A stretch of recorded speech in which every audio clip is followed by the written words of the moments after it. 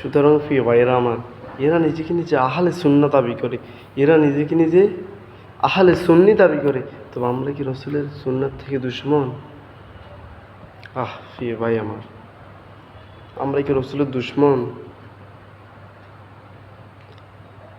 প্রকৃত সুন্নাহ আদায় করো ওই ব্যক্তি যে 24 ঘন্টা রসুলকে মেনে চলে।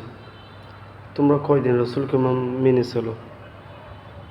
কয়দিন তোমরা রসুলকে মেনে চলো?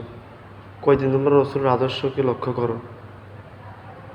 বছরে একবার সিন্নি খাওয়া রসুলের সুন্নাহ, এটা মানো?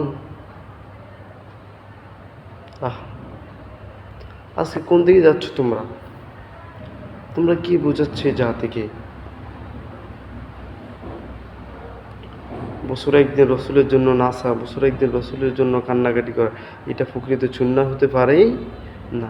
আর ভাই, আমরা তো আশিক রাসূল, আমরা তো সুন্নি, আমরা তো প্রকৃত সুন্নি। তো আমরা প্রত্যেক সোমবারে রোজা রাখি রসুলের সুন্নাহ, প্রত্যেক বৃহস্পতিবার রোজা রাখি রসুলের সুন্নাহ, এগুলো রসুলের সুন্নাহ। সিন্নি খাওয়া রসুলের সুন্নাহ না? ঈদে মিলাদুন্নবীর নামে বন্ডামি করে রসুলের সুন্নাহ না?